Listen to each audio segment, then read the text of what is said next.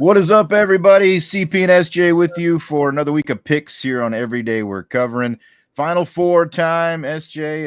Gonna be short and sweet here. Just a couple of games to take a look at, and you kind of get a little creative, I think, here this time of year to get some value out of these games. Yeah, I know it's kind of like a little bit of a downer. You go from like games, coming out your rear end there for about 3 or 4 days, and then it's like down to nothing eventually, and it goes by quick.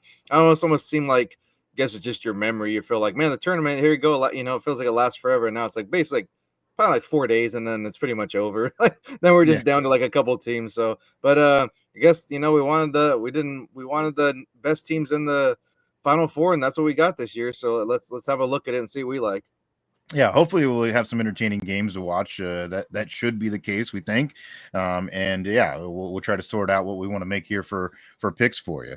So let's go ahead and just go down the list. We'll just go from game number one to game number two. So it'll be Saturday night, 5:09 tip time here Central for the first one between Florida and Auburn. Right now, I'm showing Auburn in my book as a 2.5 point, getting 2.5 points there on that ball game, and then the over/under total right now at 159.5. What are you liking in that game, SJ? Yes, this is a tough. I mean, of course, it should be tough to call. Just like I'm not. Florida was kind of the. I mean, obviously not a dark horse. They're a number one, but they're like everyone's favorite, and they've, won every game to get here. So you got to say that for them. But they also haven't. I mean, they were just running through everybody in that conference tournament and through the even into the season, and that has not been the case here in the big dance here. So that does make me a little nervous. I know the injury for Auburn sustained, like they supposedly no big deal, nothing. But I mean, even at the most professional lip reader, which I'd put myself in that category, unprofessional lip reader, I should say, you could see me say, "I'm done." Like that Yeah. was literally what he said. So Mhm. to me, to think he's just going to bounce back and be like, no issues, I don't believe that. And also just like the friggin' the cojones, man, that Florida's shown, to me, that means a lot. I mean, this, like, they've been down several times, just shots that you're like, man, what the hell's he doing? Then it goes in. So I'm gonna go ahead and just take a shot here. I think it's a little bit of a flyer, but it's not like a big, a big investment. It's not like, oh, this is a kid and happen. I'm gonna take him with that 2.5. I'm gonna take him to win by 3. Obviously, you're still looking about like even money, so you'll get a little value. Nothing great, but that's my number one pick. But I'll also probably do we can go through this at the end, but like a same game parlay with that. And I like the overs on that too. So combine those and give yourself a little value on that one. I can give the details on that here at the end, but I don't want to take away your thunder there. That's the two picks I like at least. Yeah, I don't hate the logic what you're going with there, and it does make sense that Florida has found a way to win these games, whether or not it's been pretty. Obviously, it hasn't necessarily always been the case, but they've gotten it done. I mean, they made the plays that they needed to win, and especially that last game, some of those shots to win were just outrageous. So, but I guess I don't know. I'm kind of leaning the other direction because I feel like at some point that has to not happen for them at the end of a game, and I feel like also too there's some motivation here, a little bit extra, I think, for this Auburn team because they did stumble a little bit down the end of the regular season run. I think for good portion of the season early on, a lot of people would have said that they were the best team in the country, for a good long period. And even with the injury there to Broome, yeah, that does have an impact. I don't disagree with that, but I think Auburn's out to prove something here a little bit. They did lose to Florida in the regular season there earlier, but I think it was a 9-point win, for Florida. So not, outrageous to think that they could do that again. But I just feel like this is going to go the other way. I feel like Auburn is the overall more well-rounded team, I guess, in certain moments, and I think they're ready for this moment. So I'm going to go with Auburn, and I guess I'm going to take a flyer just because I want to get something out of it. The money lines at plus 126 is what I'm getting. So at least you're getting a little kick there for them to just win the game. And that's what I like to have happen. So that's the way I'm going to go on that one.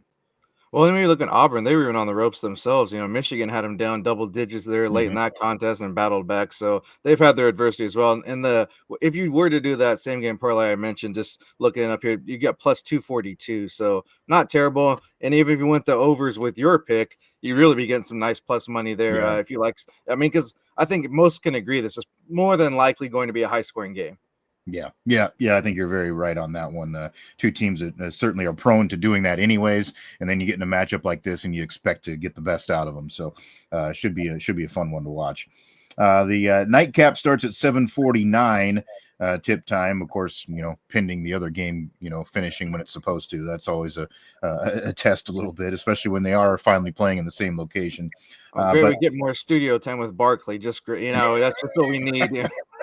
hey, well, we got to see those blimps flying around, Johnson and Barkley. So we got to have some They at time least for need to that. bring in that whatever he is, the mentalist or whatever that guy is, the psychic guy. Like if they bring him in, I'm good with that. Like that dude's something else. Like if you haven't seen him, look Yeah, him up. He just does these like I don't know. I mean, obviously there's some type of illusion to it, but he's pretty outrageous. yeah. He picked like the Elite Eight early on. I guess like the first day of the tournament or whatever. Like When crazy, he was crazy. picking players they were thinking of, I was like, I don't know, this guy, he needs to. I mean, obviously he's capitalizing on it because he's getting on TV every other day now. But still, Mhm. like he needs to be banking big time and making some plays with us. Yeah, no kidding. Exactly. The line I'm seeing here on Duke Houston, it depends on where you're at, I think, because I've seen 5.5, and right now I'm seeing 5 for Duke and Caesars. So a 5-point favorite. The over under total at 136. I guess I'll start on this one. I don't have a huge feeling about that number. I do have a just opinion that I think Duke has been the more consistent team throughout this tournament. I think they're going to win the game. But making a money line bet on Duke ain't going to get you jack squat. So I don't even go in there. Um, and I don't know about the total. I feel like should go over that mark, but it just feels, I don't know. It feels like it's testing us for some reason. So I'm a little bit leery on that one too. And obviously Houston can make teams not play great offense. That's what they do. So it would be interesting to see where that gets. But I'm going to go with a couple of player props here in this one that I saw. So obviously everybody's been very impressed with what Cooper Flagg's been able to do throughout the season. Right now his point total is at 19.5. I think he goes over 19.5 in a game like this. I mean, the guy's going to get plenty of looks. They're going to try to feed the ball to him, often. Granted, Houston is going to focus on him too. I get that. But just a player his caliber, scoring 20 in a game like this, I don't think is a much of a big ask. It's right. It's not a huge, you're not going to get a whole huge thing out of it if you just do it on its own. Minus 104 is what I'm seeing here. But at least, it's something to wet your whistle a little bit. And I would probably put it together, I think, with the other one that I'm going to do as well. So Milos Uzan for Houston. He is right now at 12.5 for his total. So I like that to go over as well. I think he's in the perfect position on the floor that he's going to be able to score some points because he's a guy that can play kind of that mid-range and then also knock down some threes. I think it's going to be a little bit tougher inside because of the size that Duke has. They got a pretty good shot blocker there inside. So I think because Roberts I saw was only at 9.5, and it's like, man, he normally can score a lot, but that might be tough for him just because of the nature of the way the game's going to be played. So I like Uzan to kind of be that sneaky player on the floor for Houston to get some extra points. So he was at minus 117. Put those two together, you're going to get a decent return. So that's where I'm going in that game. SJ, what do you like? Yeah, I'm with you kind of on the line thing. I just the Final Four, that seems like I mean, I know it's become down to 5 in some places, but it still seems a little bit more than normal in this situation. So I didn't really want to mess with that. However, it did, at least on the book I was utilizing it, it jumped to plus money for Duke to cover that, but that was at 5.5. So probably the play I will make though is just, even though it's not a lot of value to it, I'm going to combine it. So I'm going to just take the Duke money line to win. And I think part of it is like I could kind of see if Houston wins, it's going to probably be like a close thing, or Duke's going to probably, if they win, it's not going to be very close. So I'm just going to take them to win straight up. It makes me a little weird. That's weird to me. I think the 5 points, so I'll just stay away from that. But I'll say they'll get the overs because maybe some late scoring and stuff. Mhm. I agree with you when you said, I was like, man, that seems like incredibly low, but especially for any college game, I mean, that's like a like a freaking junior high basketball score there, dang near. But I mean, there's something to Houston's defense. I just think though the explosiveness of Duke, and I'm more in my fandom, I guess you'd call it that. I'm not going to be totally invested, but just probably who I'll be cheering for is probably Houston. So I think that, part of it is like I'll let hopefully they can keep it down on that end. But in reality, I just think probably too much offense, too many weapons, and you got to favor Duke just because of how they've been as consistent as they've been all season. But if anybody were to do it, it would be a team like Houston that could maybe up in that and kind of force them to do what they don't want to do. Not like that's easy. Everyone's probably tried it. Like we know we got to keep, we know we got to slow it down, make it ugly, and hasn't really, happened very much this season.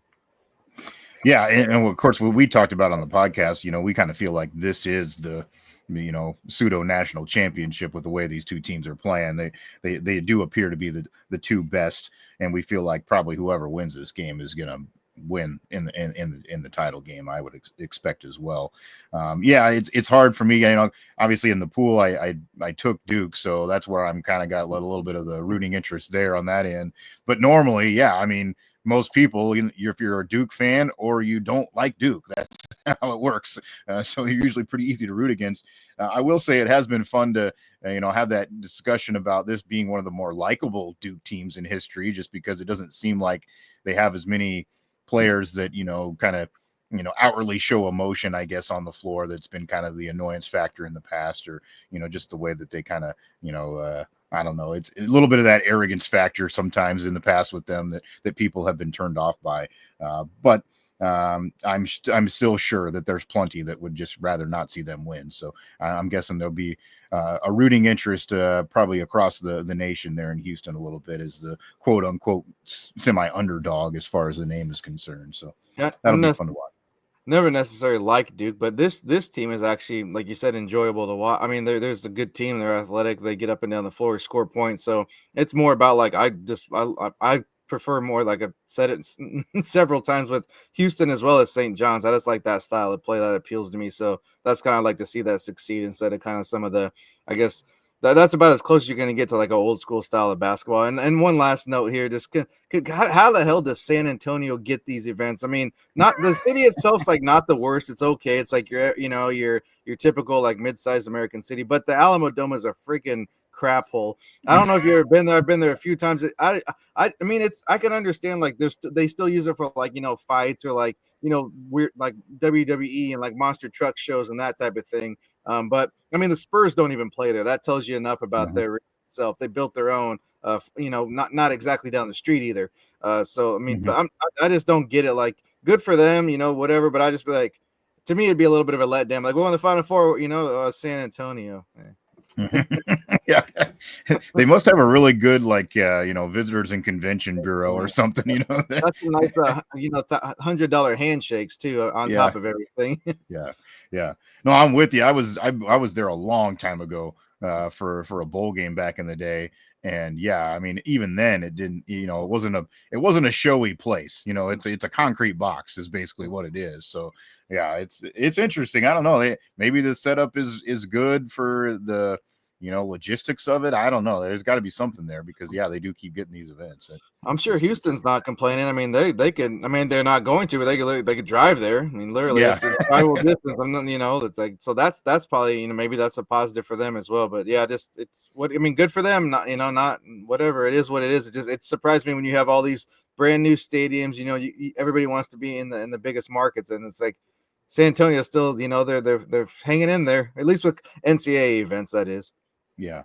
Well, and that's a whole nother discussion we'll probably get into in the podcast sometime. But a lot of people do kind of argue about having the Final Four in some of these like giganto, football arenas too, rather than just maybe a traditional, more basketball setting. And there's something to be said about that too, I think. I definitely lean that way. I don't like these, when you got to build it up. We saw, dude break his leg a while back for Louisville. So we don't need none of that. So I definitely would not prefer the NFL stadiums. It boggles my mind. I don't get it. Yeah. Well, hopefully we do have some good basketball to watch. Hopefully our plays are good ones for you to watch along and have fun with. If you've got something that you like, be sure to let us know, either here in the comments or, hit us up on socials. You see the handles there. Those are the handles on Twitter, so you can get in touch with us there. We'll, of course, have a little discourse and discussion, I'm sure, about the games online and other plays for other things that we may see over the weekend as well. So follow us along there. We'd appreciate if you would like, share, subscribe, get the notifications here on this channel so you always get our picks every time we do them. And then, of course, we would love it if you would like and share the podcast as well, available in all the major podcast platforms. So Final Four time, have some fun with it. Don't forget also to pay attention to the socials for the Parched Madness. They're going to get the Elite Eight up there for you in the Parched Madness bracket for you to vote on as well. So you can have some fun with that over the weekend. And of course, we'll quickly narrow that down to the Final Four and championship as well. That's SJ Munoz. I'm Chris Parks. Thanks for joining us for another week of picks here on Every Day We're Covering. We'll see you next time for some more covers.